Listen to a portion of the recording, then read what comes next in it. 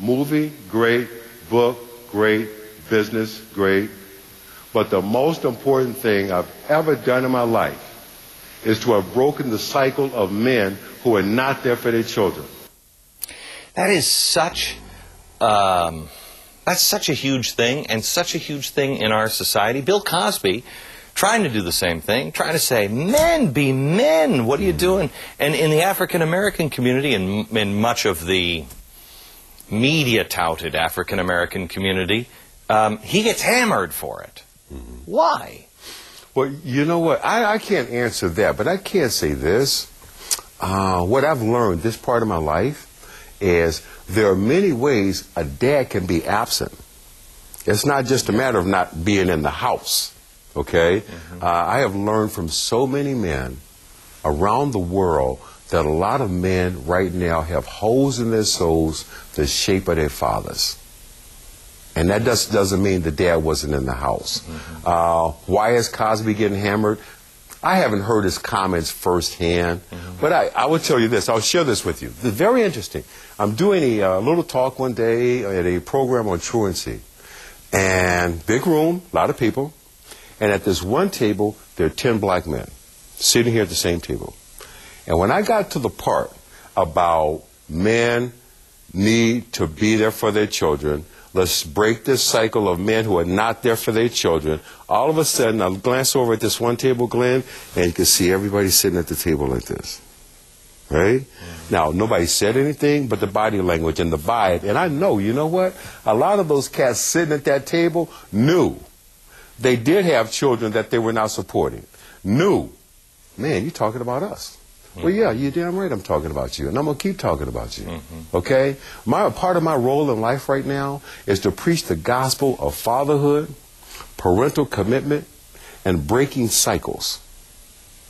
And a choice has got to be made. The other choice is have less children. A lot of people, I don't know. Maybe they don't. Maybe they think it's easy to be a parent. You know, it's like a movie or something. I just figured out recently they never go away. Oh man! I mean, they're never gonna stop. Oh man! They just keep going. That? I don't know. I thought it was 18 and they're out. No, it doesn't end. No, man. Look, that's why I'm not married. I don't want any in-laws. I got children that won't go away. And like a lot of parents, Glenn, I'll be honest with you. Like a lot of parents, I tried to give my children a better life than I had. Okay, with that being said, how do you teach your children the value of the dollar?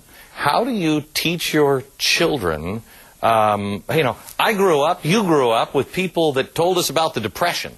We're entering a time now where our children have not seen real, well, yours have, you know, seen real suffering like the Depression was for everybody. How do you teach them the value of a dollar in your position?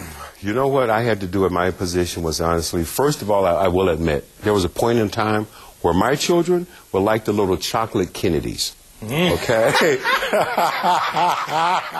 And I was partially responsible, Glenn. I tried to give them all this stuff, thinking that, wow, I'm doing all this stuff that nobody did for me, and what you find out is you're not necessarily making them better people. Can I tell you something? I mean, we have so much in common. There was one Christmas, it was about 3-4 years ago, and I bought everything. I went to the store and I bought everything. I bought every single package, every gift I could possibly think. I'm not kidding you. The packages of the tree were this high up to the tree. Yeah. Oh, I did. And I stacked them all around because I thought, yeah, I can do it. It was the most empty Christmas we ever had. You know what? Let me tell you a story. Christmas story. That was the beginning of me saying to my children, you know what? Whoa, hold up, time out. Christmas. Everybody, both children decide to bring home a report card with the back end of the alphabet at the same time. I canceled Christmas. The tree, the packages, don't touch them. We're going to leave them right there until the next report card comes. Really? At this point in time, we had a lovable 150-pound Rottweiler named Bruno. And Bruno decided, well, if it's still here, it must be for me. That's right, and I'll let the dog open every package under the tree. Good for you. But the next report card, the following February, it was different. Yeah, you got to start taking stuff back. Let me just, before we go into a break, I just want you to tell one story. Nelson Mandela. You met him. Yes, sir. And he said, "Welcome home, son." 30 seconds before break. Can you tell what that meant? The first time I met Mr. Mandela, he reached out and said, "Welcome home, son." That was the first time in my life, Glenn, a man had ever said those words, "Welcome home, son." I cried like a baby. I mean, right now, I can feel that same sensation. And, God, man, see, that's unfair. That's unfair that you should bring that up. We'll rapid fire. Oh, man. All right, final segment. When we have a full hour guest, rapid fire. Ask you a bunch of questions. Sure. You answer in the shortest period of time you can. Sure. Okay? Would you ever do a reality show? We're looking at it.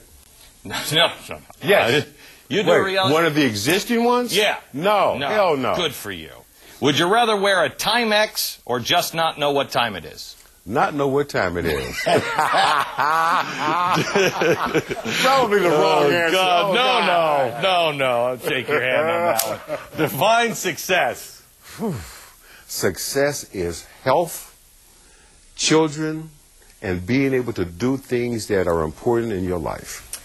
Finish the sentence. If I knew then what I know now, I would have stayed in school. I would have stayed in school. What was worse, being in jail or sleeping in the subway bathroom? Subway bathroom. Your daughter's boyfriends fear you? They better.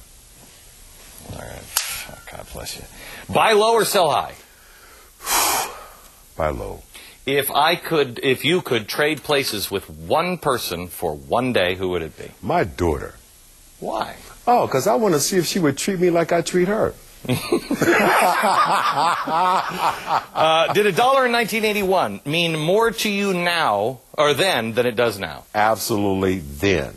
Absolutely then. What are you pulling down here? Not enough. Which one of us has nicer accessories? Me. He says it. He just knows it to be true. You own any jeans? Absolutely. Love them. If it wasn't Will Smith, who would you have wanted to play you? Me. Okay, that's not...